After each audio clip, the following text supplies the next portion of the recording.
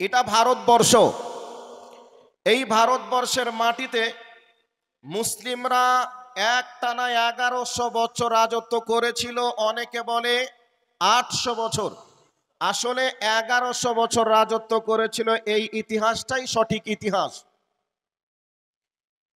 যখন ইংরেজরা ক্ষমতায় আসলো তখন তারা টার্গেট নিল, ভারতবর্ষে মুসলিম রাখা যাবে না, ভারতবর্ষে কোরআন রাখা যাবে না। তাহলে কোরআনকে যদি ভারত থেকে বিদায় করতে হয় তাহলে কি করতে হবে? তারা ভেবেছে ভারতবর্ষে এই মাদ্রাসা এবং মসজিদে যত কোরআন আছে কোরআনগুলিকে পুড়িয়ে দাও, নদীতে ফেলে দাও, তাহলে ভারতবর্ষের মাটিতে আর একটাও কোরআন থাকবে না। আচ্ছা, এই সিদ্ধান্ত যারা নিয়েছে এই সিদ্ধান্ত তারা সঠিক নিয়েছে না ভুল নিয়েছে? ভুল নিয়েছে। এবার বলবেন কেন? এবার এক মসজিদে ইংরেজদের লোকজন প্রবেশ করেছে, মসজিদের মুতোয়াল্লি মসজিদে বসে আছে। এমতো অবস্থায় মসজিদের জানালা থেকে কোরআনগুলি নিয়ে তারা তাদের বস্তাতে ব্যাগে লোড করছে। মসজিদের মুতোয়াল্লি বললেন, ভাইয়া আপনি কে, কোথা থেকে এসেছেন জানি না, তবে মসজিদের কোরআনগুলিকে নিয়ে আপনি ব্যাগে ভরছেন, বস্তাতে ভরছেন, কি কারণে জানতে পারি? সেই ব্যক্তি বলছে, আমরা হলাম ইংরেজ, আমাদের টার্গেট ভারতবর্ষের মাটিতে মুসলিম রাখবো না। তো মুসলিম রাখার আগে আমাদেরকে সিদ্ধান্ত নিতে হয়েছে যত কোরআন আছে কোরআনগুলিকে ভারতবর্ষের মাটি থেকে পুড়িয়ে দিব এবং নদীর পানিতে ফেলে দিব। তারপরে মুসলমানদেরকে একের পর এক গলা ধাক্কা দিয়ে দেশ থেকে তাড়িয়ে দেব। এবার মসজিদের মুতোয়াল্লি বললেন, বাবা এটা তো একটা কলমের কালি দিয়ে কাগজ দিয়ে ছাপা রয়েছে, এটার নাম কোরআন তোমরা মনে করো, কিন্তু এটার নাম কি কোরআন? তোমরা যে এই কাগজে লেখা কলমের কালি দিয়ে এই কোরআনটাকে যদি তোমরা পুড়িয়ে দাও, ফেলে দাও, তোমরা মনে করছো কোরআন বিদায় নেবে। এ ধারণা তোমাদের ভুল, কোরআন বিদায় নেবে না, কোরআনকে বিদায় করা যাবেও না। এবার ইংরেজ রেগে গেল। বলেন কি আপনি? ভাই মাইক মানে একটু ভলিউমটা বাড়াবেন।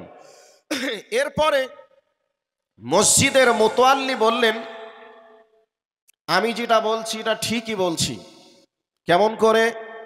তখন বলছেন, বাবা এই রকম কোরআনকে একটা ছাত্র একটা 10 বছর 12 বছরের ছেলে সিনাই ধারণ করে রেখেছে। তুমি যদি এই কোরআনকে পুড়িয়ে দাও গোটা ভারত থেকে কোরআন বিদায় নিতে পারে, কিন্তু একটা ছেলেকে যদি কম্পিউটারের সামনে বসিয়ে দেওয়া হয় এই রকম কোরআন একদিনে 1 লক্ষ ছাপানো যাবে। সম্ভব হবে কি হবে না? কথা বলুন, হবে কি হবে না? হবে। এরপর মসজিদের মুতোয়াল্লি একটা 10 বছরের ছেলেকে ডাক দিলেন, বাবা এসো। ইংরেজের বাচ্চা ইংরেজকে একেবারে জ্বলন্ত প্রমাণ দেওয়ার জন্য এবার শুরু করলেন, বলো বাবা বিসমিল্লাহ থেকে তুমি শুরু করো। একবারে বা দিয়ে শুরু করে সিন পর্যন্ত তুমি শেষ করবে, বা দিয়ে শুরু করবে, সিন দিয়ে শেষ করবে। তবে ইংরেজের বাচ্চা ইংরেজ, তুমি শুনে রেখে দাও, এক জায়গায় দাঁড়িয়ে তুমি যদি 6টা ঘন্টা সময় তুমি দিতে পারো তাহলে এই কোরআন, এত বড় ভলিউমের একটা কোরআনকে এক জায়গায় দাঁড়িয়ে 10 বছরের একটা কচি সন্তান আপনাকে শুনিয়ে দিতে পারবে, এতে কোনো সন্দেহ নেই। বাচ্চা ছেলেটাকে বলছে, বাবারে মানিক রে, ওরে আমার কলিজার টুকরা নয়নের পুতুলি সন্তান, তুমি এবার কোরআনটাকে তেলাওয়াত করো। বাচ্চা ছেলেটি একটু আগেই দেখলেন কোরআন যে শ্রুতি মধুর কণ্ঠে কোরআনের তেলাওয়াত করছিল। এইভাবে তেলাওয়াত করলে এক জায়গায় দাঁড়িয়ে কোরআনকে শেষ করে দিতে পারবে। ঠিক ইংরেজের বাচ্চা ইংরেজের সামনে বাচ্চা ছেলে কোরআন একবারে বিসমিল্লাহির রহমানির রহিম বলে সূরাতুল ফাতিহা থেকে নিয়ে শুরু করলেন। ঝড়ের গতিতে যখন পড়তে শুরু করলো, তখন ইংরেজের বাচ্চা ইংরেজ দাঁড়িয়ে অবাক হয়ে বলল, না না না, কোনোদিন এই সম্ভব নয়, এ ভারতবর্ষের মাটি থেকে কোরআনকে বিদায় করা যাবে না। আমরা যে স্বপ্ন দেখেছি এটা হলো দিবা স্বপ্ন।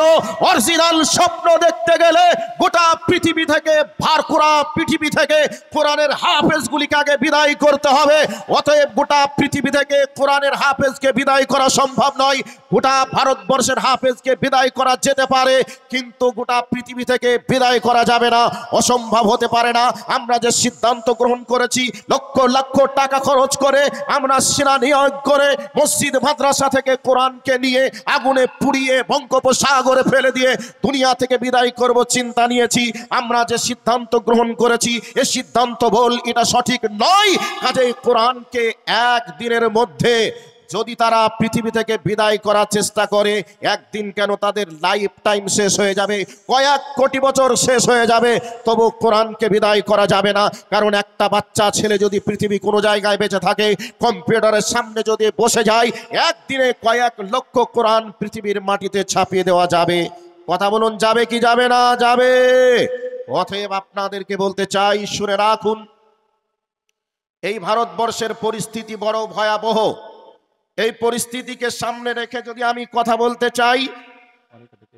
বলতে চাই তাহলে অনেকটা সময়ের প্রয়োজন হবে। আমি কোরআন নিয়ে কথা বলবো ভেবেছি, আমি ওই কোরআনকে সামনে রেখে কিছু কথা বলছি। কি, শুনে রাখুন, পৃথিবীতে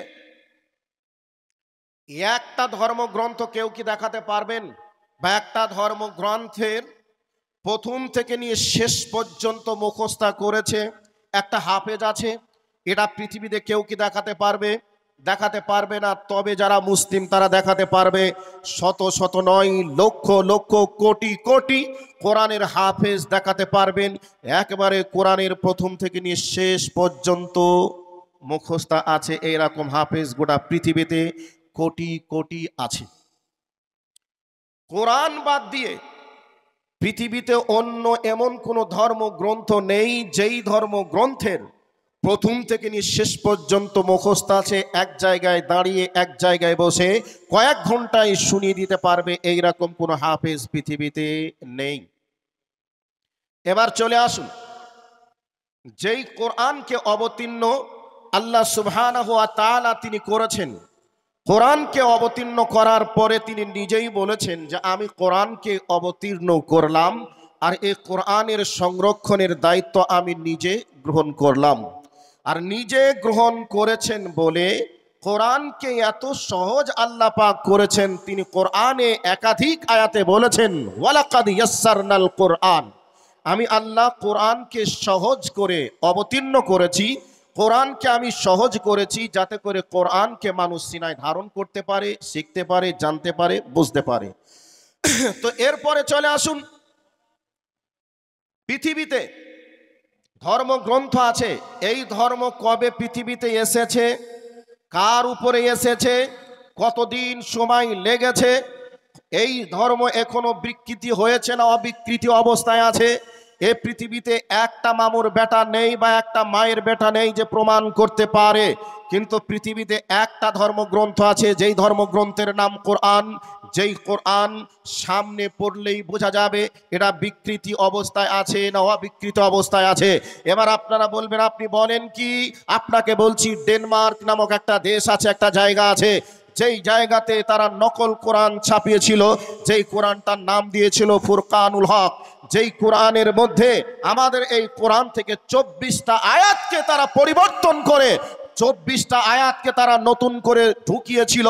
এরপরে কোরআনের হাফেজদের কাছে যখন আসলো, তখন কোরআনের হাফেজরা যখন তেলাওয়াত করতে শুরু করলো, দেখলো তো এ কোরআনের আয়াত তো এটা নয়, এ কোরআনের আয়াত তো নতুন করে সংযোজন করা হয়েছে, কোরআনের আয়াতকে সংযোজন বিয়োজন করা হয়েছে।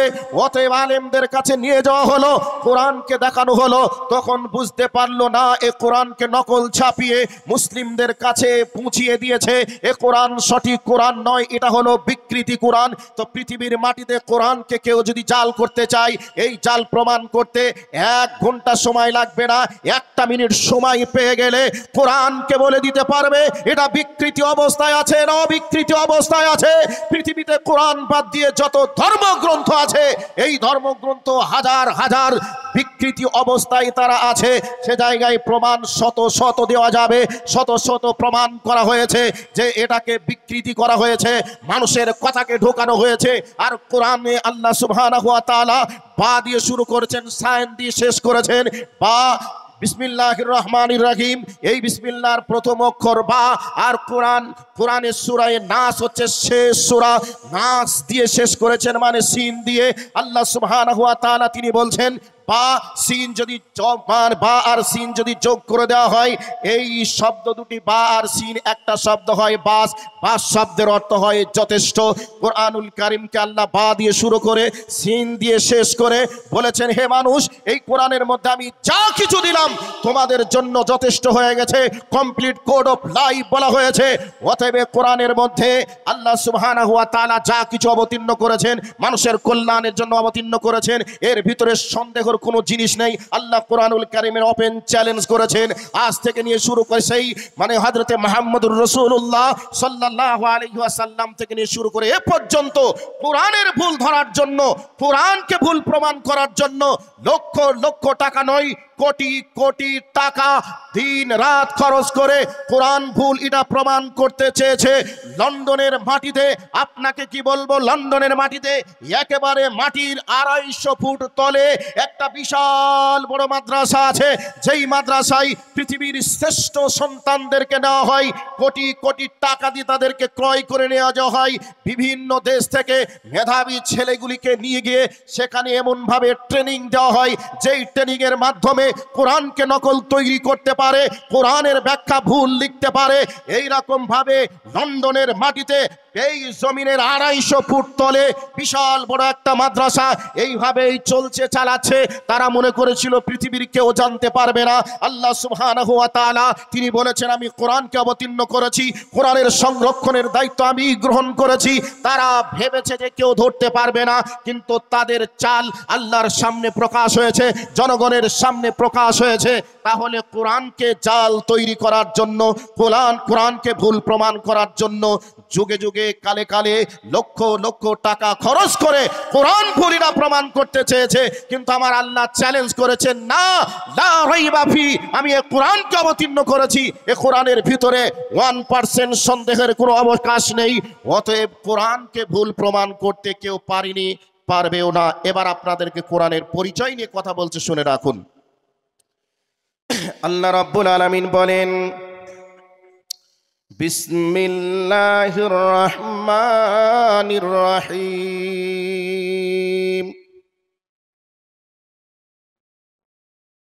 শাহরু রমাযানাল্লাযী উনজিলা ফীহিল কুরআন। কোরআনকে আপনি যদি জিজ্ঞাসা করেন, কোরআন তুমি বলো পৃথিবীর মাটিতে এসেছো, তবে কখন তুমি এসেছো বলো। কোরআন নিজের পরিচয় নিজেই দিবে, শাহরু রমাযানাল্লাযী উনজিলা ফীহিল কুরআন, আমি কোরআন অবতীর্ণ হয়েছি রমজান মাসে। এবার কোরআনকে যদি জিজ্ঞাসা করেন, কোরআন তুমি বলো রমজান মাসে এসেছো, তবে রাত্রিতে এসেছো না দিনে এসেছো, তুমি বলো। এবার কোরআন বলবে, আমি রাত্রিতে এসেছি, লাইলাতুল কদরে, আমি লাইলাতুল কদরে রাত্রিতে এসেছি। তাহলে কোরআন বলছে আমি রমজান মাসে এসেছি। এবার আপনি যদি জিজ্ঞাসা করেন, বলো তুমি রাতে না দিনে, বলবে আমি রাত্রিতে এসেছি। এরপরে যদি জিজ্ঞাসা করেন, কোরআন তুমি বলো এবার তুমি রমজান মাসের কখন তুমি এসেছো, কোন টাইমে এসেছো বলো। তুমি প্রথম দিকে এসেছো, মিডিলে এসেছো, নাকি তুমি শেষের দিকে এসেছো। এবার কোরআন বলবে লাইলাতুল কদরে, আমি এসেছি লাইলাতুল কদরে রাত্রি রাত্রিতে। এবার আপনি যদি জিজ্ঞাসা করেন, হে কোরআন তুমি বলো লাইলাতুল কদর কি, আল্লাহ সুবহানাহু ওয়া তাআলা তিনি বলছেন ওয়ামা আদরাকা মা লাইলাতুল কদর। এবার আল্লাহ নিজেই বলছেন, হে পৃথিবীবাসী তোমরা লাইলাতুল কদর তোমরা শুনলে লাইলাতুল কদর নামক একটা রাত আছে, তবে বলো তো লাইলাতুল কদর সম্পর্কে তোমাদের কি কি কোনো ধারণা আছে? এবার আল্লাহ পাক বলছেন লাইলাতুল কদরে খায়রুম মিন আলফি শাহর। আল্লাহ রাব্বুল আলামিন বলেন লাইলাতুল কদর ওই রাতকে বলা হয়, বা কোরআনকে যদি বলা হয় হে কোরআন তুমি বলো লাইলাতুল কদর কোন রাতকে বলা হয়।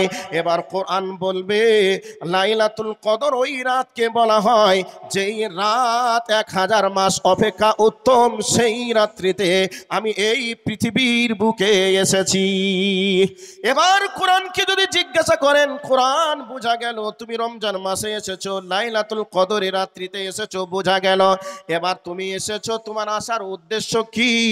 এবার কোরআন বলবে আমি এসেছি কোরআন এই দুনিয়ার বুকে আমি মানুষকে হিদায়াতে রাস্তা দেখানোর জন্য এসেছি।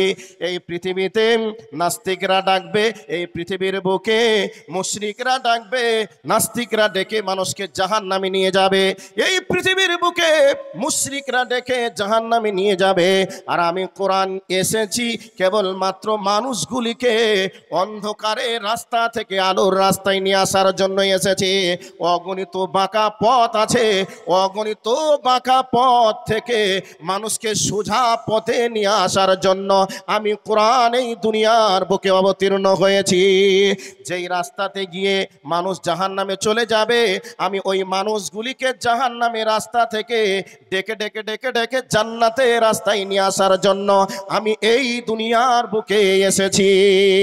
এবার যদি কোরআনকে জিজ্ঞাসা করেন, কোরআন তুমি বলো তোমার আগমন কোথায় হয়েছে, তুমি বলো তুমি কোথায় এসেছো বলো। এবার আল্লাহ পাক কোরআনুল কারীমের মধ্যে বলছেন, কোরআন তার পরিচয়টা দিয়ে দিবে।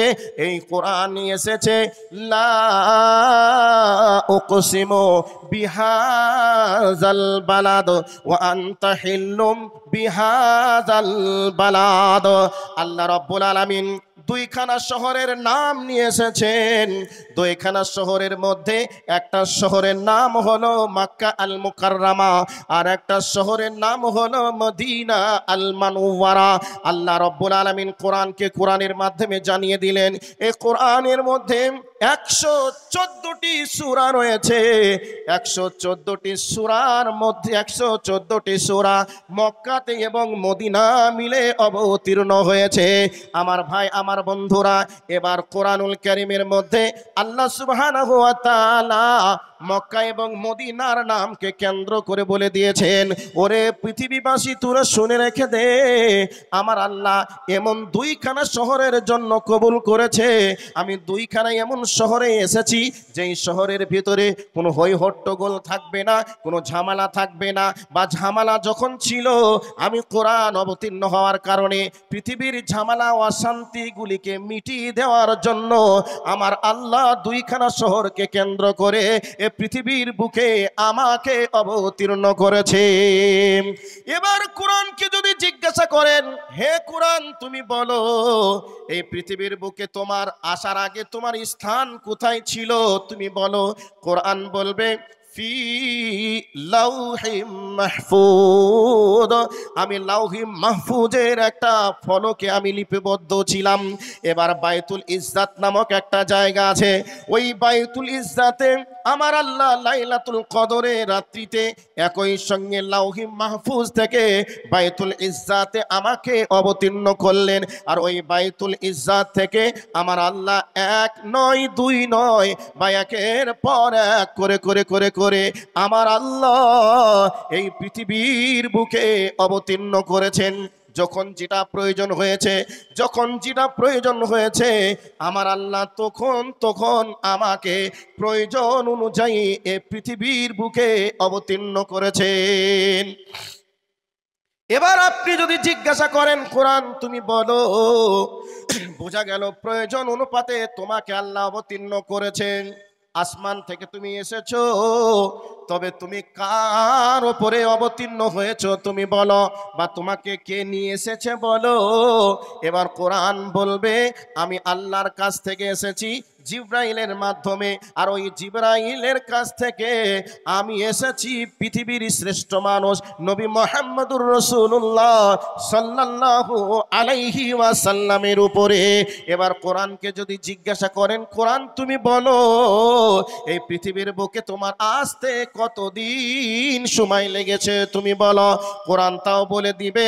এইভাবে মুফাসসিরিনরা বলেছেন কোরআনের আসতে পৃথিবীর বুকে 22 বছর পর্যন্ত 22 বছর সময় লেগেছে এই পৃথিবীর বুকে আসতে। এবার আপনাদেরকে টাইম শর্টের কারণে বলে দিচ্ছি, তাহলে এই পৃথিবীতে একমাত্র ধর্মগ্রন্থ, যেই ধর্মগ্রন্থ কখন এসেছে, দিনে এসেছে না রাত্রিতে এসেছে, এই ধর্মগ্রন্থ কবে এসেছে, এই কর্মগ্রন্থ কতদিনে এসেছে, তার ডিটেলস প্রমাণ দেওয়া যাবে, ডিটেলস প্রমাণ আছে।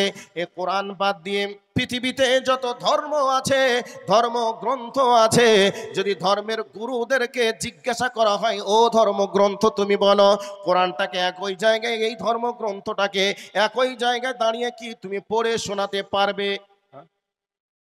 এত শোনাতে পারবে? এরকম কথা যদি বলা হয় বলবে না পারবো না। এরপরেও যদি জিজ্ঞাসা করা হয় বলো এই ধর্মগ্রন্থে কি কি বলতে চেয়েছে, তুমি কি প্রমাণ দিতে পারবে?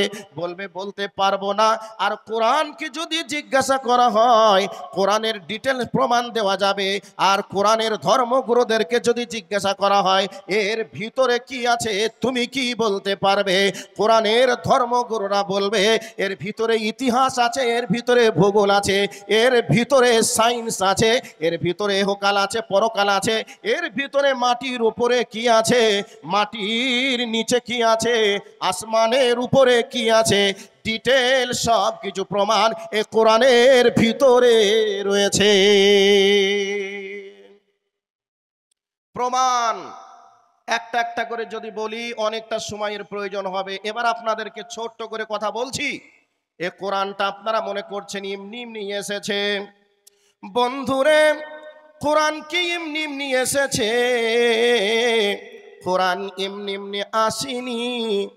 এ কোরআনটাকে আপনি দেখছেন এখন কলমের কালি দিয়ে কাগজের উপরে লেখা। আপনি এটা মনে করতে পারেন, কিন্তু দার্শনিকদের মেজাজ দেখুন, দার্শনিকদের গবেষণা দেখুন, দার্শনিকরা কি বলতে চেয়েছেন। তিনি বলছেন ওরে পৃথিবীবাসী, তোমরা মনে করতে পারো কোরআনকে কলমের কালি দিয়ে কাগজের উপরে লেখা আছে, কিন্তু আমি বলছি না রে, কোরআনকে কলমের কালি দিয়ে কাগজের উপরে লেখা নয়। আমি দার্শনিক বলছি এটা শহীদের রক্তেই লেখা। শহীদরা রক্ত দিয়েছিল বলে কোরআন দুনিয়াতে এসেছে।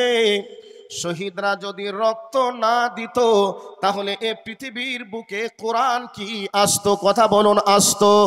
আসতো না। এ কোরআনের জন্য প্রিয় মানুষ, প্রিয় নবী, পৃথিবীর শ্রেষ্ঠ মানুষ নবী মুহাম্মদুর রাসূলুল্লাহ সাল্লাল্লাহু আলাইহি ওয়াসাল্লাম পর্যন্ত উহুদের প্রান্তরে রক্ত ঝরিয়েছেন। তিনার দান্তান মোবারক পর্যন্ত শহীদ হয়েছে। তায়েফের প্রান্তরে রক্ত ঝরেছে। শুধু এখান থেকে শেষ নয়, সাহাবায়ে কেরামেরা শত শত হাজার হাজার শহীদ হয়ে দুনিয়ার বুক থেকে বিদায় নিয়ে চলে গেছে। আর ওদের রক্তের বিনিময়ে এসেছে কোরআন। এই জন্য দার্শনিক বলছে তোমরা মনে করতে পারো কোরআন কলমের কালি দিয়ে কাগজে লেখা, কিন্তু আমি বলছি না না না, এ কোরআন শহীদের রক্তের বিনিময়ে লেখা। কোরআনের কথা বলতে গেলে সময় অনেকটা প্রয়োজন হবে। এবার আপনাদেরকে কি বলতে চাইলাম এখান থেকে শুনে নেন।